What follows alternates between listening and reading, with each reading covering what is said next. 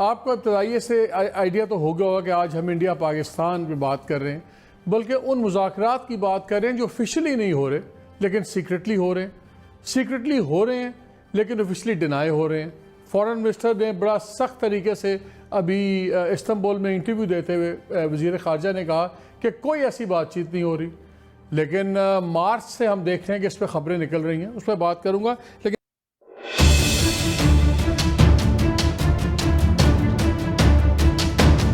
Coming back to the subject, हो क्या रहा है? जो पिछला साल का फरवरी था और इस साल के फरवरी मार्च में ज़मीन आसमान का फ़र्क है। मैं छोटी सी आपको क्विकली एक बताता हूँ। फरवरी 2019 में जब हुआ, पुलवामा अटैक हुआ, आपको याद है, फिर बालाकोट एयर स्ट्राइक हुई, और फिर अगस्त के अंदर इंडिया ने जब स्पेशल स्टेटस रिवोक किया, कैंसिल किया कश्मीर का, तो फिर हमारा झगड़ा हो गया और हमने एम्बेसडर भी वापस बुला लिया और सब कुछ चलता रहा। लेकिन इस फरवरी में क्या हो रहा है? पाकिस्तान इंडिया सीज़ फायर पे एग्री कर जाते हैं। 2003 का जो मुआहदा था वो अचानक रिवाइव हो जाता है और उसके बाद अभी तक दोनों तरफ से ना कोई शेलिंग हुई है, कोई बॉर्डर वायलेशंस नहीं हुई, बड़ी अच्छी बात चल रही है। फरवरी 2021 के अंदर ही यूएई के फॉरेन मिनिस्टर आते हैं इंडिया में और बातचीत करते हैं। मार्च में एक बड़ी फेमस स्पीच सिक्योरिटी फोरम से करते हुए अपने chief of the army staff general Qamar Bajwa की चलती है, जिसमें वो कहते हैं कि जी बस अब पुराने माजी को दफन करें, आगे चलें और अब हमें इकनॉमिक कोऑपरेशन में सब कुछ करना।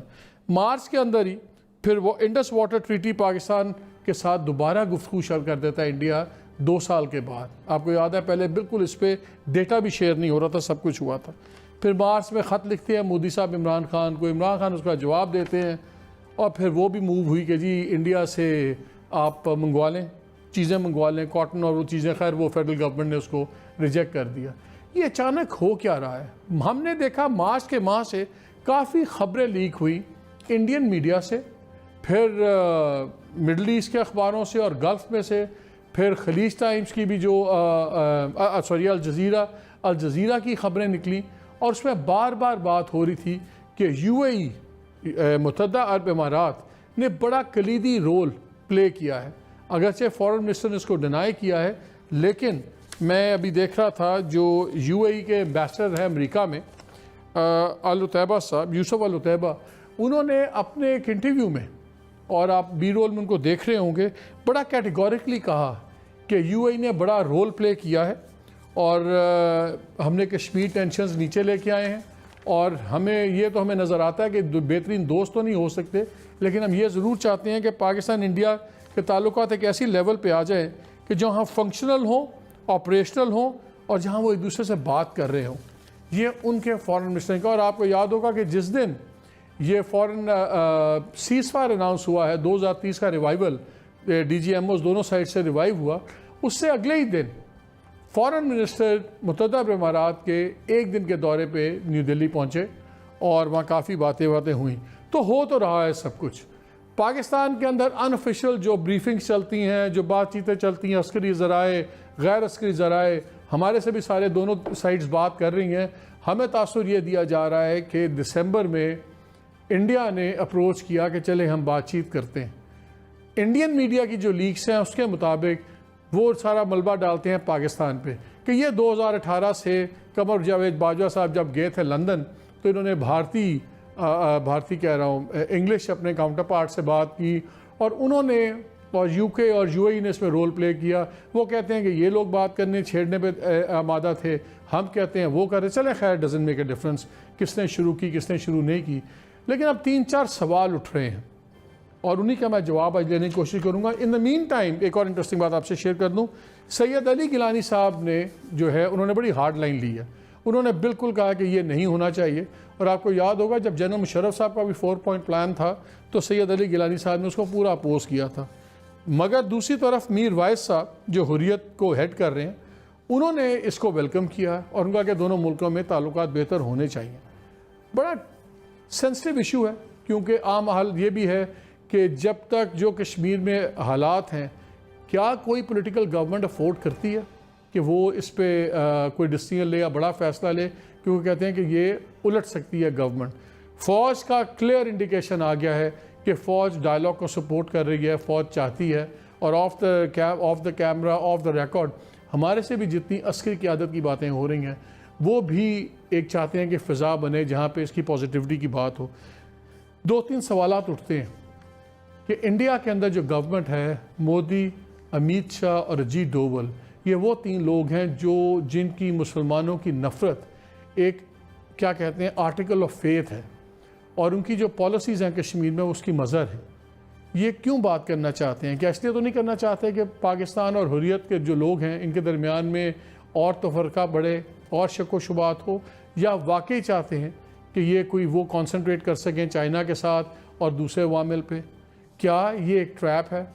और सबसे बड़ी बात, क्या मुज़ाकरात करने में, बातचीत करने में कोई नुकसान हो सकता है? 3 जंगों से तो कुछ नहीं हुआ, क्या हम आगे बात बढ़ा सकते हैं? मेरे साथ बड़ा एक इंटरेस्टिंग पैनल है आज। हमें ज्वाइन किया खुर्शीद महमूद कसूरी साहब ने, former federal minister for foreign affairs. हमें सलमान बशीर साहब ने ज्वाइन किया है, former foreign secretary of Pakistan. और हमें ज्वाइन किया है शाहिद मलिक साहब ने, former high commissioner of Pakistan to India. मैं तमाम हज़रात से वेरी क्विकली, टाइम की हमें एक बंदिश है बिकॉज ऑफ रमज़ान, तो क्विकली हम बात चलाएँगे। कसूरी साहब, 2 चीज़ें वेरी क्विकली। आप तो इस साइकिल से गुजरे मुशर्रफ साहब के ज़माने में। वो कहा यह जाता है कि 2014 में भी आपसे आने से पहले जब लांबा साहब और उस वक्त के फॉरेन सेक्रेटरी शहरियार खान थे, इनकी बड़ी बातचीत चली, बड़ी बिल्कुल फाइनल चीज़ें थी, साइन करने के आई हुई थी, आखिरी मौके पर कुछ पता नहीं क्या हुआ। और हमें अस्करी क़यादत के बहुत सीनियर अफसर ने कहा कि हमें भी नहीं पता कि उस वक्त क्या हुआ। फिर आप लोग बहुत करीब आए, कहा कि जी मुशर्रफ साहब और आप लोगों ने जो मिल के गेम कर दिया इंडिया से, बिल्कुल साइन होने वाली थी। एक तो वेरी क्विकली, तब क्या हुआ था? क्या इंडिया बैक ऑफ कर गया, हमारे पांव ठंडे हुए?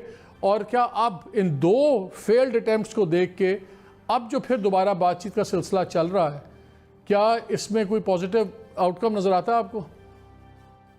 अब आपने सही कहा, टाइम की भी लिमिट है, तो मैं दरिया को कूजे में बंद करने की कोशिश करता हूँ। एक तो आपने कहा कि जी फलां भी डिनाई कर रहा है, फलां भी डिनाई कर रहा है, तो मुहावरतन कहूँगा कुछ तो है जिसकी इतनी पर्दादारी है। यानी ये नामुमकिन चीजें आपने वो गर्दान दी, एक लंबी लिस्ट आपने दे दी, मैं क्यों रिपीट करूँ? क्या ये ऐसी हो रही है?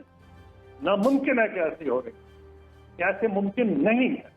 मैं आपको अथॉरिटी पे कह सकता हूँ कि हमारे वक्त की मिलिट्री और अब की मिलिट्री बिल्कुल इसको रैशनली देखते हैं। और मुझसे मैं आपको कह सकता हूं कि जो फॉर्मूला हमारे वक्त में था, अगर आप पूछेंगे कि टाइम की बंदिश है तो बता दूंगा, उसके अलावा कोई हल नहीं, वो ही नहीं सकता। नंबर 1। नंबर 2, अगर आज बात होगी तो तकरीबन उसी किस्म की होगी, नाम बदल जाएंगे, उसकी 4 के बजाय 12.11 आ जाएंगे। मैंने भी जो है तो रिसेंटली आर्टिकल उसमें 12 पॉइंट्स का जिक्र किया है। कोई पैराग्राफ ऊपर होगा, नीचे होगा। मैं क्यों ये कह रहा हूँ? कोई ऐसा हल नहीं हो सकता जिसमें कश्मीरियों की एस्पिरेशंस को रद्द कर दिया जाए। ऐसा हल पाकिस्तानी रद्द कर देंगे। नंबर 1, कोई ऐसा हल नहीं हो सकता। आपने तो 3 जंगों किया है, 4 तो अगर आपका मेरा ने उसकी थी कारगिल की, और मैंने किताब में 10 लिस्ट की हैं, या आप जंग के करीब थे या जंग कर चुके थे, तो हल है कोई नहीं। अब आपने कहा क्या अवामिल है? अवामिल बड़े सीधे हैं, वही है जो हमारे वक्त में। अवामिल ये है कि उस वक्त वाजपेयी साहब को पता चल गया था कि मसला कश्मीर का हल नहीं हो सकता जब तक पाकिस्तान ऑन बोर्ड ना हो। अगर आप सवाल करेंगे तो जवाब दे दूंगा, क्योंकि टाइम की लिमिट है। इसी तरह से इन्होंने, मोदी साहब ने बहुत जोर लगाया कि जी इन्वेस्टमेंट होगी, ये करेंगे, वो करेंगे, कुछ नहीं हो सकता। मैं यहां तक कहने को तैयार हूं कि अगर कुछ हुआ तो बहुत गड़बड़ हो जाएगी और जम्मू कश्मीर में, और मैं रीजंस नहीं दूंगा, आप अंदाजे लगाएं कि अगर मतलब उन्होंने कैरेक्टर बदला, पॉपुलेशन का डेमोग्राफिक कैरेक्टर बदला, तो आप देखेंगे या कोशिश भी की तो लाइन ऑफ कंट्रोल पे फॉरेन फायरिंग होगी। ये सारी कहानी धरी की धरी रह जाएगी, ये हो ही नहीं सकता। अच्छा, तो फौज हमेशा से रैशनल रही है। मैंने एक किताब में चैप्टर लिखा है। ये मुझे बताएं, यूएई का रोल इतना कैटेगोरिकली डाउन प्ले क्यों कर रहे हैं फॉरेन मिनिस्टर? उसको साइड स्टेप भी कर सकते मुझे नहीं पता, हर बंदे की अपनी स्टाइल होती है। मेरी स्टाइल और थी, दूसरों की और है, ये तो आप वो जवाब देंगे।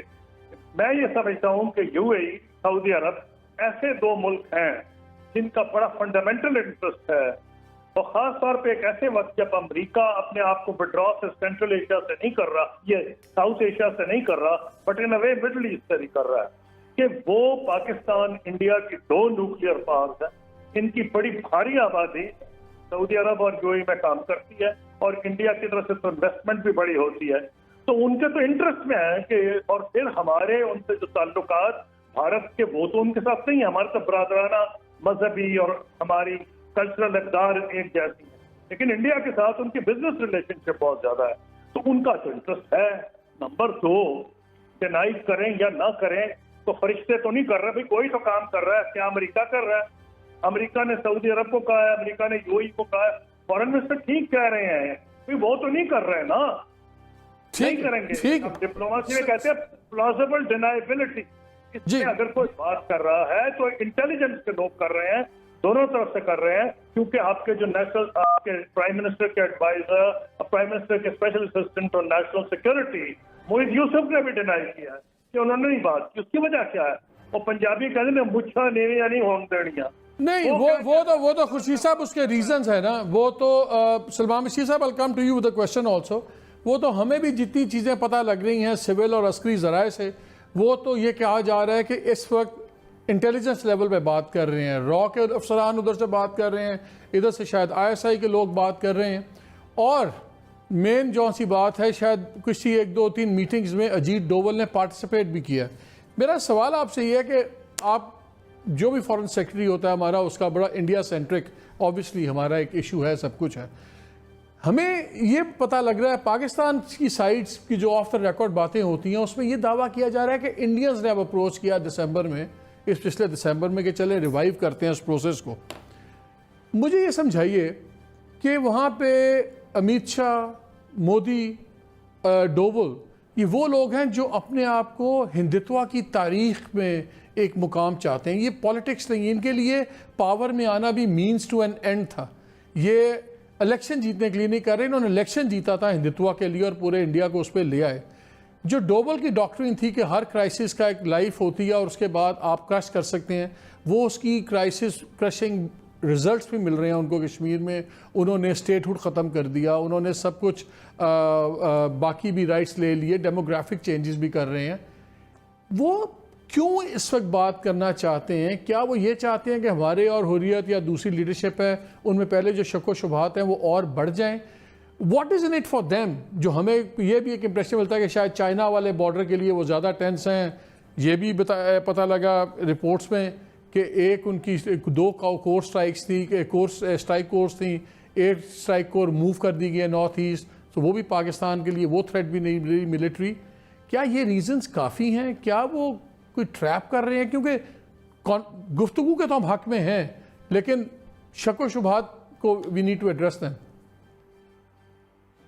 जी थैंक यू मालिक साहब। मेरे ख्याल में 2 चीज़ें हैं जहाँ तक पाकिस्तान का ताल्लुक है। मेरे ख्याल में जैसे आपने भी इंडिकेट किया, ये पहला मौका नहीं है, मगर डेफिनेटली एक इम्पॉर्टेंट स्टेज है जहाँ पे सिविल और मिलिट्री की आदत जो है वो दोनों साइड्स जो हैं हमारी। और मैं यहाँ तक भी कहूँगा कि पाकिस्तान की सारी जितनी भी सियासी जमातें हैं वो हमेशा से चाहती थी कि हिंदुस्तान के साथ जो है ताल्लुकात में बेहतरी आए। जब मैं फॉरेन सेक्रेटरी था तो पीपल पार्टी की हुकूमत थी, तो उस वक्त भी कोशिश की गई, उसके बाद नवाज शरीफ साहब ने भी किया, बट ये कोशिशें नाकाम रही, खासकर मोदी के इलेक्शन के बाद। उस वक्त क्यों नाकाम रही?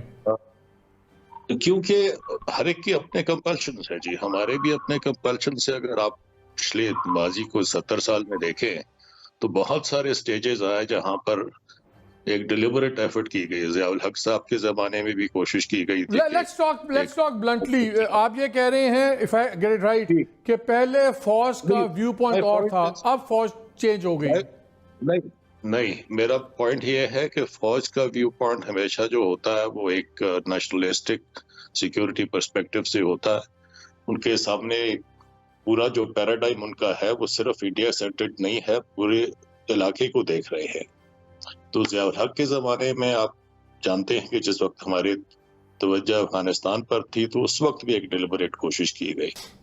मुशर्रफ साहब ने भी किया। इस तरीके से आज से नहीं, बहुत अरसे से मैं जानता हूं कि जनरल बाजवा की नज़र जो है वो बड़ी, उसमें क्लैरिटी है उनकी थॉट में। वो समझते हैं कि पाकिस्तान की अपनी स्टेबिलिटी और खुशहाली जो है वो सरे फहरस्त होनी चाहिए, और उसके लिए इंटरनल स्टेबिलिटी भी चाहिए और रीजनल स्टेबिलिटी भी चाहिए। ये एक कॉमन सेंस व्यू भी है, और coming from the army chief I think this acquires a special significance. तो जहां तक पाकिस्तान का ताल्लुक है, अब जो हम कह रहे हैं कि जी geo economics, economic security paradigm की बात हम कर रहे हैं, तो उसमें वजन है। और खैर एक तो ये है, मगर दूसरी तरफ अगर आप देखें तो हिंदुस्तान के पास भी कोई उनके पास खुली छुट्टी नहीं है।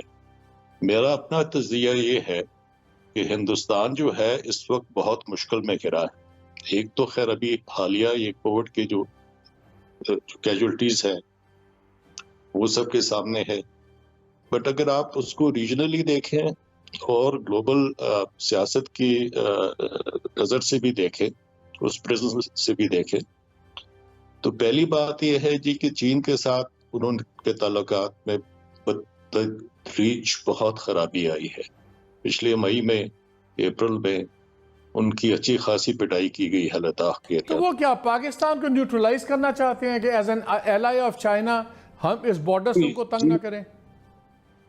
जी, एक उनको मैं समझता हूँ कि इस चीज का वो है, टू फ्रंट सिचुएशन का एक कंसर्न है।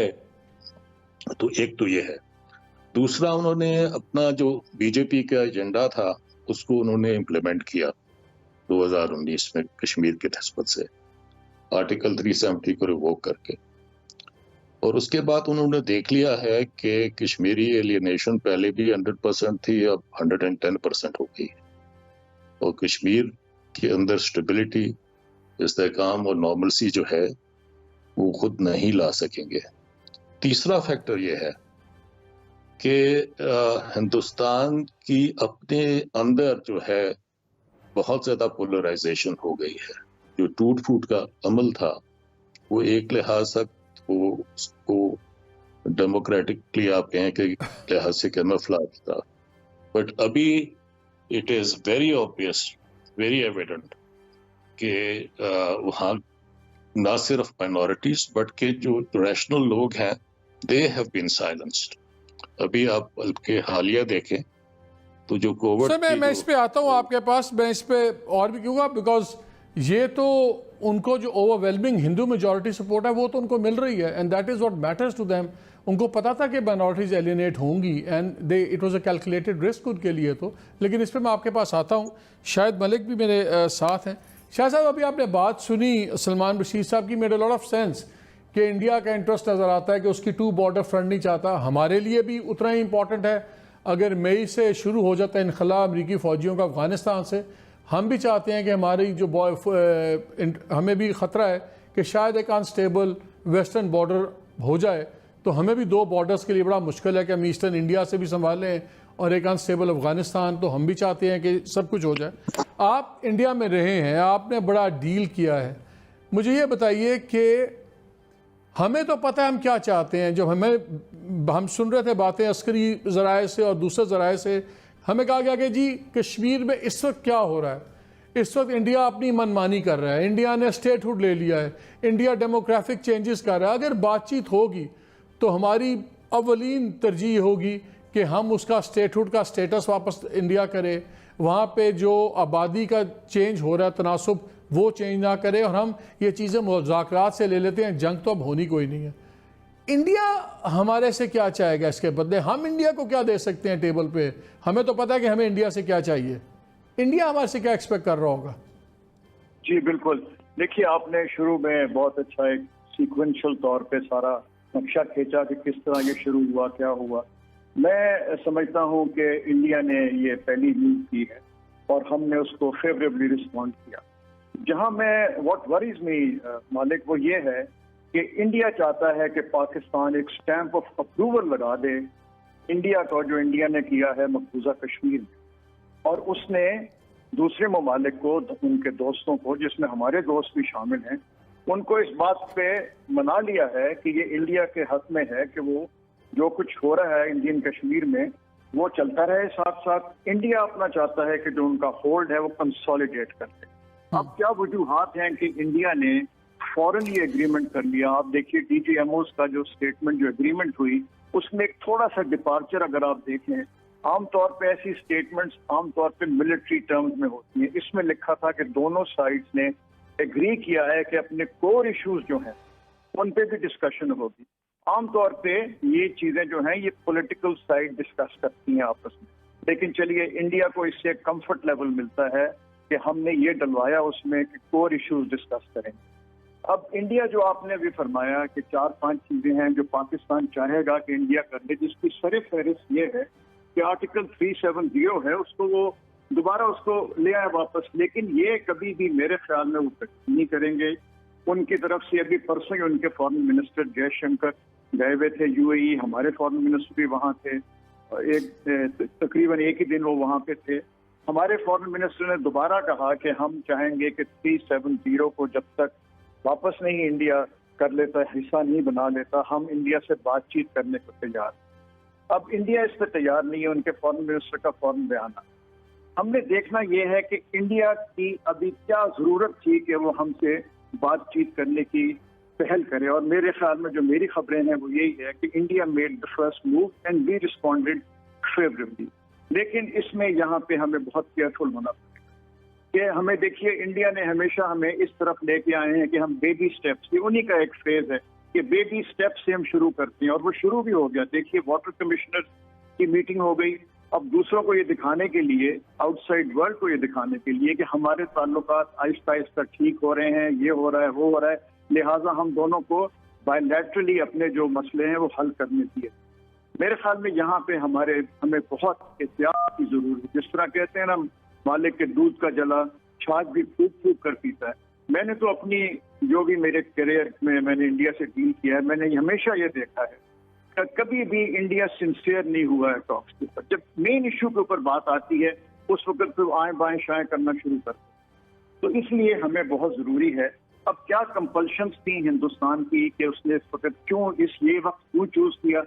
मेरे ख्याल में सबसे तो उनको एक ये, जिस तरह सलमान ने भी कहा कि एक वहाँ पे फीलिंग है, और सही फीलिंग है, कि आज अस्करी क़यादत और जो पॉलिटिकल क़यादत है पाकिस्तान में वो दोनों एक पेज पे हैं, तो क्यों ना इसका फायदा उठाया जाए। कि वहाँ एक जनरल बिलीफ है इंडिया में कि पाकिस्तान से जो टॉक्स होंगी, it does not necessarily mean कि पाकिस्तान के प्री अगस्त 2019 पे वो हमें मजबूर करेंगे जाने की। ये एक बहुत बड़ा कैच है। हमें ये बावर करना है इंडिया को बार बार कि जब तक आप एक कंड्यूसिव किस्म की एटमॉस्फेयर नहीं पैदा करेंगे, आपसे बातचीत आगे नहीं चलती। तो मेरे ख्याल में we have to be very careful that कि अपने छोटे छोटे स्टेप्स लेके हम खुश ना हो जाएं कि लो हैंगिंग फ्रूट की बात हो रही है, बेबी स्टेप्स की बात हो रही है। हमने देखना है जो बड़ा हमारा मकसद, वरना ये चीजें चलती रहती हैं, आगे बढ़ती हैं, फिर खत्म हो जाती हैं। इसलिए खत्म हो जाती हैं कि जो मेन इशू है उसके ऊपर वो बैठने के लिए, बातचीत करने के लिए हमसे तैयार नहीं। कसूरी साहब, अगर बातचीत का ठीक है, एक मिनट, अगर बातचीत का सिलसिला शुरू होता है तो मेरे ख्याल में प्री सेट एजेंडा के तहत बातचीत होनी चाहिए कि हम पहले बात करेंगे तो इन चीजों पे शुरू करेंगे बात। बेशक आप ये ना करें कि हम कश्मीर से शुरू करेंगे, आप और चीजों से शुरू कीजिए, लेकिन कश्मीर उसमें लामुहाला उसमें शामिल होना चाहिए उन ठीक।